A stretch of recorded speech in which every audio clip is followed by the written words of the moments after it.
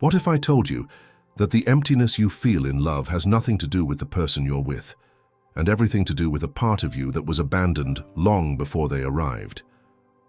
Freud believed that we don't just fall in love with people. We fall into patterns, we reenact wounds, we chase what we never received. This isn't just about heartbreak. This is about the unconscious war beneath every relationship you've ever had. And until you face it, love will always feel like it's slipping through your hands. But what if this time you didn't run from the emptiness? What if you listened to it? What if it had something to teach you? The love you seek is the care you missed in childhood. You're not looking for a partner. You're looking for a parent, someone to hold you like you were never held, someone to listen without judgment, someone to give you a sense of safety, warmth, and validation without you needing to prove anything. But here's the truth Freud would want you to hear. You're not seeking love, you're seeking emotional repair. And that repair is rooted in a childhood wound you may not even remember clearly. From infancy, our emotional blueprint is formed through the way we're cared for, the way our cries were met or ignored, the way our needs were fulfilled or dismissed. The first few years of life don't just give us memories, they shape our subconscious expectations for love. If your caretakers were emotionally distant, unpredictable, or absent, your nervous system grew up in survival mode, and now, as an adult, you confuse survival-driven attachment for love. So what happens? You meet someone. You feel the spark. It's familiar. They mirror something buried in your unconscious. Maybe their emotional distance reminds you of your father. Maybe their unpredictability mirrors your mother's mood swings. But it doesn't feel threatening. It feels like home. Why? Because the psyche is drawn to the familiar, even when the familiar is painful. Freud called this the repetition compulsion. The unconscious compels us to recreate the unresolved dynamics of childhood, hoping that this time the story will end differently. So you cling, you overgive, you try to prove your worth, you hope that this time someone will stay, that this time the ending will change. But it never does, not until the wound is brought to the surface and healed. The emptiness you feel in relationships is not because the other person isn't enough. It's because you entered the relationship hoping they would fill the void you were never supposed to carry. No one can make up for the love you didn't receive as a child. No one can be the mother or father you needed. And every time you try to make someone your emotional savior, you set both of you up for disappointment. This is why relationships start intensely but collapse painfully. You weren't loving them. You were craving the version of you that never got to feel whole. When that illusion fades, you're left with yourself again, empty, confused, ashamed, and the cycle begins again. But there is another way. The psychoanalytic path doesn't offer easy answers, but it offers truth. And truth heals. You begin by facing the wound, not denying it. You stop pretending that your neediness is romantic or that your fear of abandonment is love. You go inward, not to blame your parents, but to understand the structure of your psyche. You sit with the child inside you, you listen, you cry with them, you say the words you wish someone had said to you. You are safe now. You are worthy. You don't need to beg for affection. You never did. Only then can you enter a relationship not as a desperate seeker, but as a whole human. You'll still have needs, but they won't control you. You'll still desire closeness, but you won't collapse if it's not immediately given. Because now the care you missed in childhood is being offered by the only person who can truly provide it, yourself. This is not self-help fluff. This is Freudian reality. The unconscious rules your emotional life until you make it conscious. And when you do, love transforms from dependency into connection, from fear into trust, from hunger into presence. Your relationships stop being about rescue and become about meeting, not needing. Transference, you're in love with a ghost from your past. Most people aren't in love with who stands in front of them. They're in love with someone who never finished a conversation with their heart. Someone they never truly let go of. Parent, a sibling, a first wound, or a long-lost echo from childhood. Freud called this phenomenon transference, and it might be the most overlooked reason why you always feel empty in relationships. Transference is when the unconscious mind takes emotional experiences from your past, and places them onto someone in your present. You meet a person and something clicks, but it's not them. It's the unresolved energy they awaken in you. That's why you feel so drawn, so obsessed, so intensely connected without even knowing why. They remind your unconscious of someone who shaped your emotional world. And the deeper the wound, the stronger the pull. Let's be honest. Most people walk into love already carrying bags packed by others. The things your father never said. The warmth your mother withheld. The approval you begged for and never got. These are the ghosts that follow you into every connection. They hide behind compliments, smiles, and sex. But eventually, they show up in the form of expectations that no human being can meet. When you fall in love, you're not always seeing the other person clearly. You're seeing what your wounded child hopes they will be. This is the trap. You don't fall for people. You fall for the emotional roles you've assigned them in. Your unconscious drama. You turn your partner into a mirror and demand that they fix what someone else broke. And when they can't, because they were never the person you needed, they become the villain in your story. But the truth is, they were never the hero either. Freud warned that transference is powerful, seductive, and extremely difficult to recognize. Why? Because it feels so real. It bypasses logic and speaks the language of the soul. It can create love stories that burn like fire and leave ashes where intimacy was supposed to grow. That's why so many relationships feel intense at first and hollow later. Because once the illusion wears off, the real person stands there. And they don't match the image you built in your head. The emotional void appears when reality doesn't meet fantasy. When the person refuses to play the unconscious role, you cast them in. Maybe you wanted them to save you. Maybe you expected them to heal you, but no one signed up for that job. They were never supposed to be your therapist, your parent, or your emotional crutch. They were supposed to be a partner, not a projection.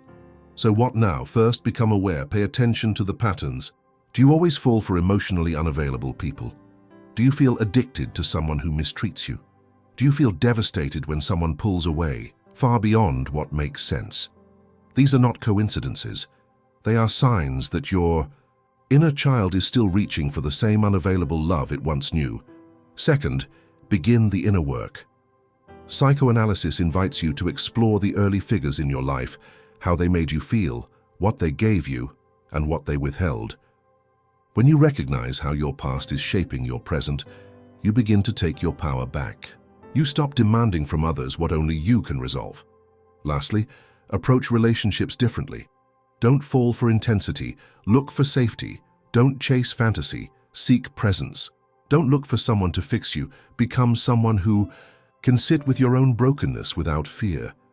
The moment you stop projecting the past onto the present, your heart becomes capable of real connection. No more ghosts, no more illusions, just two humans, imperfect and raw, meeting each other as they truly are.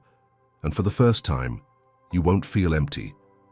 Because you're not trying to resurrect someone who left long ago. You're finally here, awake, whole, and ready for a love that doesn't echo the past, but creates something new. Emotional castration, why you always feel like something is missing. There's a silent ache that follows you into every room, every embrace, every promise of love. A strange sensation that no matter how much you're loved, touched, or needed, something is missing. You can't name it, but it haunts your relationships like a shadow just out of sight. Freud had a name for this, the castration complex. And it's not what most people think. Freud didn't only speak of castration in physical terms. He described it as a deep symbolic loss, a psychic event that occurs when the child realizes they can't have everything they want. The moment they understand that love has limits, that desires won't always be met, that the world doesn't revolve around them, and that realization, it marks the beginning of an inner fracture, the sense of incompleteness. As we grow, this inner wound doesn't disappear. It hides beneath layers of personality, achievement, even charm. But in love it reawakens. We start to believe our partner will finally give us what was once denied. We believe they will complete us, heal us, remove the aching void that formed when we were too young to even speak. But no one can. The tragedy? We carry the unconscious belief that love will undo the fundamental loss, that the right person will be so good, so giving, so present, that we'll finally feel whole. But this is a fantasy, and Freud warned us. Fantasies give temporary relief but long-term suffering. The more we expect love to fix our inner wound, the more we become prisoners of disappointment. The void returns, always. What does this psychic castration look like in real life? It looks like needing constant reassurance, like never feeling enough, no matter how much you achieve or how deeply you're loved. It looks like sabotaging closeness out of fear that your inadequacy will be exposed.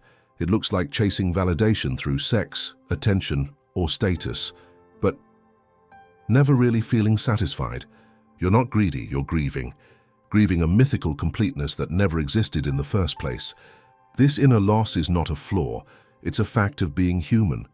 Freud believed that to be human is to carry a sense of lack. But here's the paradox. The moment we stop trying to fill the lack, we begin to heal it. Because the real suffering isn't the lack itself, it's the refusal to accept it. Your relationships won't heal you until you stop demanding they make you feel whole. The people who love you are not surgeons of the soul. They can hold your hand, but they cannot restore a childhood you never had. They can walk beside you, but they cannot enter the cave where your deepest fears live. That journey is yours alone, so what can you do? You can begin by acknowledging the loss. Yes, you wanted more from your early life. Yes, there was a love you craved and never received. And yes, it shaped your capacity to feel safe and full. But you are no longer a child, and you have the power to meet your own needs with the awareness that your inner emptiness is not a curse, it's a call to grow. Freud would say that maturity comes when we give up the impossible desire to be completed, when we face the symbolic castration not with despair but with understanding. You weren't meant to be perfect, or whole, or constantly happy. You were meant to evolve through your lack, not in spite of it. And in relationships, this changes everything. You stop looking for someone to save you and start looking for someone to walk with you. You stop expecting love to erase your pain and start using love as a space to be fully seen, broken, beautiful, and brave. Because when you stop fearing the emptiness inside you, you stop demanding that others fill it. And in that moment, you make room for a love that isn't born of desperation, but of freedom. Pleasure as escape. Are you loving or just running from pain? What if the reason you're calling it love is because it's easier than calling it what it truly is, a way to escape the ache inside your chest? What if the obsession, the passion, the constant need to be desired is not about the person you're with, but about the pain you refuse to feel? Freud would argue, much of what we call love is merely anesthesia, a distraction, a coping mechanism dressed in perfume. Pleasure is not the enemy, but when it becomes a tool for emotional avoidance, it morphs into a seductive prison.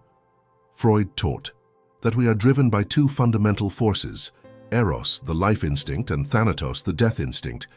And sometimes what feels like love is actually a dance between the two, a desperate attempt to feel alive, eros, while simultaneously sabotaging the possibility of real connection, thanatos. Let's be honest, some people fall in love just to avoid falling into themselves. Relationships become painkillers, sex becomes validation, attention becomes oxygen. You start chasing the thrill not because you desire intimacy, but because it silences the scream of loneliness inside. You confuse intensity with affection. You crave the emotional high, the dopamine rush, the physical closeness, not because it feeds your soul, but because it numbs your wounds. This is the Freudian tragedy. Pleasure offers temporary relief, but reinforces long-term suffering. It's like putting a bandage on a bullet wound. You feel better for a moment, but the damage keeps bleeding beneath the surface. And the more you seek pleasure to escape pain, the more you begin to fear stillness, silence, solitude. Because in the absence of stimulation, your real self starts to whisper truths you don't want to hear.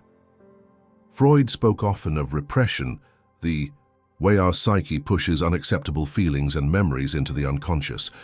But the energy doesn't disappear. It finds other ways to express itself.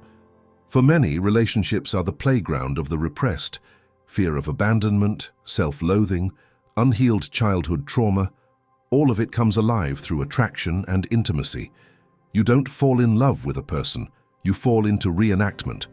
You repeat the same pattern hoping for a different ending. The worst part, you don't even realize you're doing it. You tell yourself it's romantic, you call it passion. But deep down you know the truth. The moment the excitement fades, the anxiety comes back. The moment the body cools, the heart starts to panic. Because the pleasure never really filled you, it only distracted you. So how do you break the cycle? You start by asking hard questions. Are you in this relationship because you truly connect, or because you feel empty without someone next to you? Do you crave them, or do you just crave relief from your own silence? Do you love or do you escape? Once you identify the emotional engine driving your desire, you begin to take your power back. The pleasure no longer owns you. You begin to see your partner not as a fix, but as a mirror. And that mirror shows you where you're still bleeding. You sit with your discomfort. You allow the loneliness to speak. You revisit the early wounds that taught you love equals relief. You do the inner excavation Freud spent his life describing, not to destroy the need for pleasure, but to purify it, to turn it from anesthesia into presence, from addiction into affection, from escape into encounter. Because the deepest intimacy begins not when two people avoid pain together, but when they face it side by side. So the next time you feel the magnetic pull toward someone, pause, breathe. Ask yourself, am I moving toward love or away from myself? That answer will tell you everything. The poisoned superego. How silent guilt is sabotaging your love. You keep saying you want love. You keep praying for it, searching for it, daydreaming about it, but every time someone gets too close, something inside you panics. You pull back, you sabotage, you criticize them, you disappear. And then you tell yourself, they weren't the one. But what if the real problem isn't them? What if the saboteur lives inside you with a voice so familiar you've mistaken it for truth? Freud called it the superego, the internalized authority figure formed during early childhood. It's the voice in your head that tells you what's right and wrong, what's acceptable and what must be punished. In a healthy psyche, the superego helps regulate our desires with compassion and maturity. But in many it becomes poisoned, rigid, cold and merciless. It turns love into a battlefield of guilt. If you grew up in an environment where love was conditional based on performance, obedience or silence, then your superego likely developed into an inner tyrant.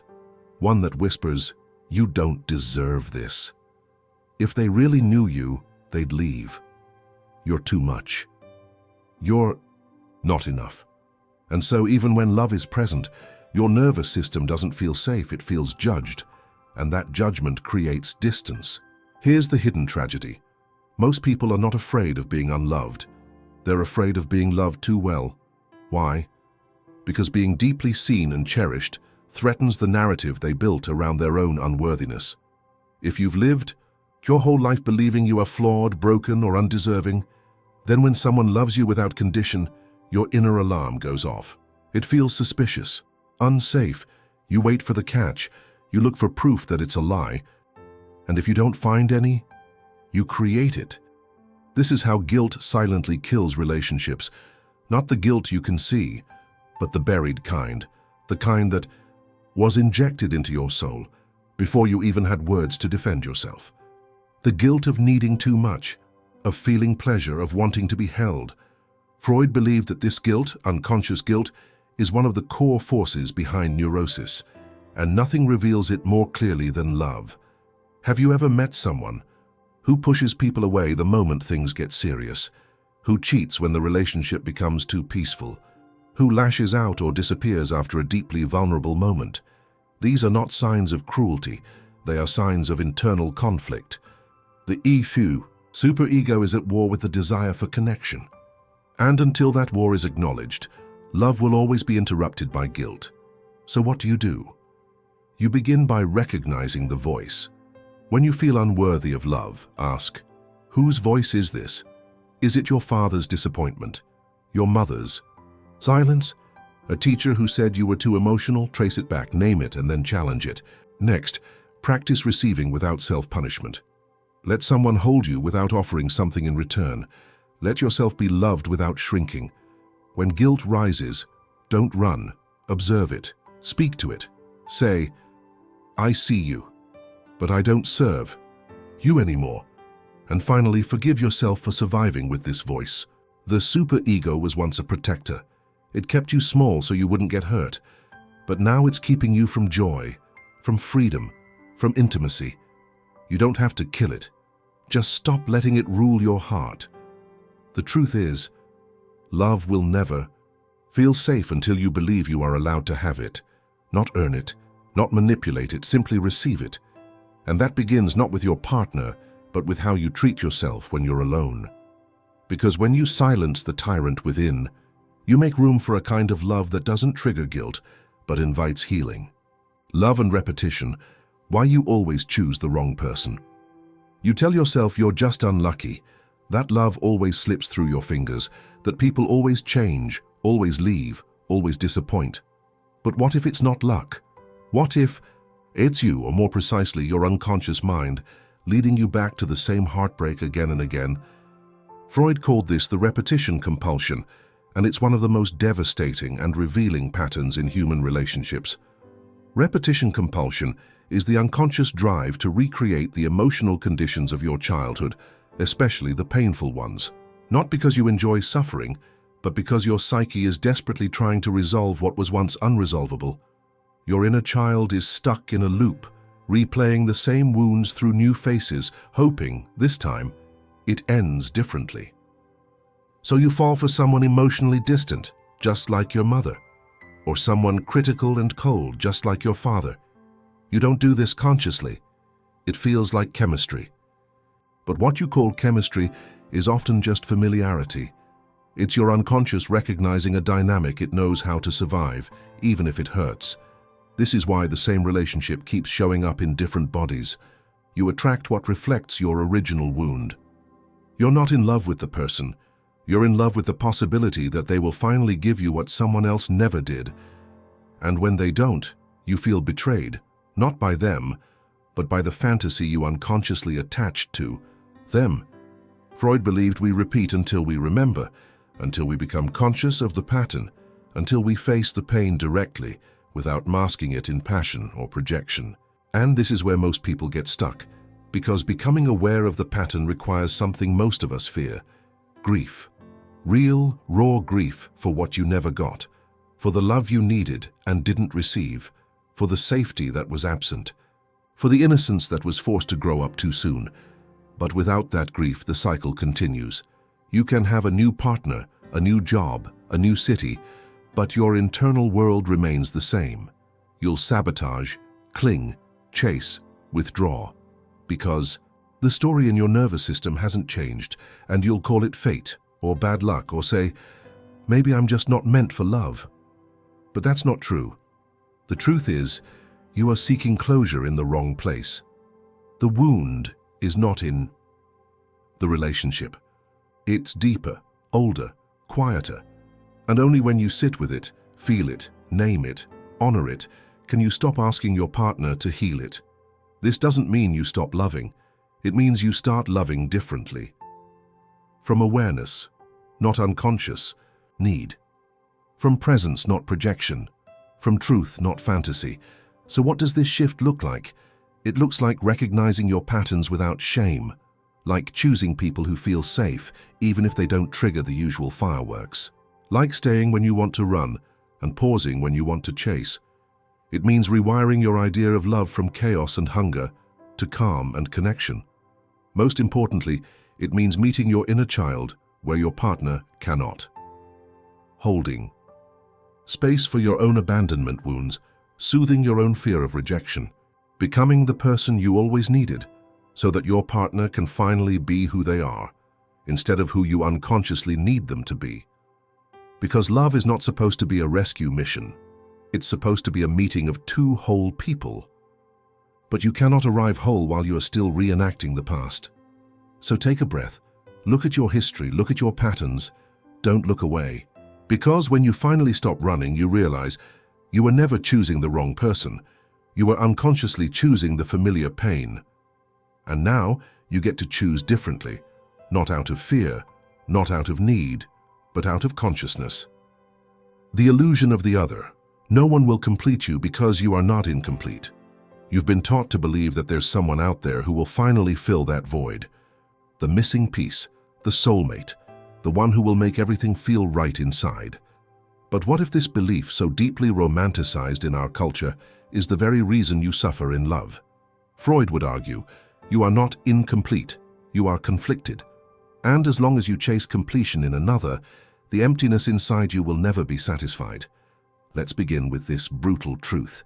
The fantasy that someone will complete you is a seductive lie built on ancient pain. From infancy, we experience ourselves as dependent, helpless, at the mercy of others for safety, love, and survival. And when those early needs are not met consistently, the child internalizes a dangerous message. I need someone else to make me whole. But here's the twist. Even if your early caregivers were loving and present, your psyche still undergoes a rupture. The infant believes it is one with the mother. There is no separation. But at some point, reality intrudes. The mother leaves the room, the milk doesn't come, the warmth disappears, and this primal loss, the first experience of not enoughness, echoes throughout your emotional life. You spend your adulthood trying to recreate the illusion of oneness you once knew. You call it passion, you call it destiny. But what you really want is a return to the womb, to the time when you didn't have to ask for love, it was just there. Freud called this the oceanic feeling, a state of emotional fusion that most adults unconsciously long for, but can never truly reclaim. So you enter relationships with unspoken expectations. Make me feel whole again. But no human can do that. And when they fail, as they inevitably do, you feel betrayed, abandoned, empty, not because they weren't good for you, but because you asked them to do something that is not their job, to rescue you from yourself. This is where the illusion becomes dangerous. The more you idolize someone, the more you abandon parts of yourself. You minimize your needs, you silence your voice, you morph into who you think they want you to be. Because the thought of losing them feels like death. But what you're really afraid of is not losing them. You're afraid of re-experiencing the ancient void you never healed. And so love becomes performance, pleasing, pleading, clinging, disappearing, until one day you look in the mirror and wonder, who did I become in the name of being loved? Freud would say the healing begins the moment you withdraw the projection, when you stop seeing the other as a savior and begin to reclaim the parts of yourself you outsourced, your power, your peace, your capacity to self-soothe. This doesn't mean you stop loving. It means you start loving without illusion. You begin to see the other not as the missing piece, but as a fellow traveler, not as your source, but as your mirror, someone who reflects what you still need to face in yourself. And that's when something miraculous happens. The emptiness begins to fade, not because someone filled it, but because you stopped denying it. You made space for it. You accepted that the void was never a flaw.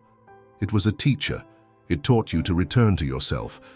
So the next time you find yourself aching for someone to complete you, stop and ask, what part of me have I abandoned in this pursuit? And then go retrieve it, speak to it, honor it. Because you were never missing a half, you were only missing your own presence. Real love begins where the unconscious is confronted. Most people say they want love, but few are willing to do what love truly demands, the confrontation of the unconscious. Because real love isn't built on chemistry or compatibility, it's built on awareness. Freud would argue that love, authentic, transformative love, begins the moment you stop projecting and start reflecting. When you finally turn inward and face the hidden forces that have been steering your heart. Think about it. How many times have you entered a relationship hoping it would heal you? How often have you unconsciously expected someone else to do the work your soul is begging you to do? You didn't fall in love with them. You fell in love with what your unconscious believed they could rescue. That's the Freudian trap. You love with your wound. You choose with your trauma. You speak with your defense mechanisms. You think you're loving freely, but in truth, You're reliving patterns you haven't yet dared to question. Real love begins when you recognize that what you feel is not always what is. That the urge to cling may be the echo of abandonment. That jealousy may be unprocessed shame. That obsession may be unresolved grief. The unconscious doesn't disappear just because you're in a relationship. It amplifies. And unless you confront it, your love will remain a stage for old dramas. But the confrontation isn't easy. It requires self-honesty, humility, courage. It means asking yourself, what am I projecting onto this person? What role am I unconsciously asking them to play? What wound am I hoping they'll heal without even knowing it? Freud's method of psychoanalysis was never about blame. It was about liberation. He believed that until the unconscious is made conscious, it will rule your life and you will call it fate. The same applies to love.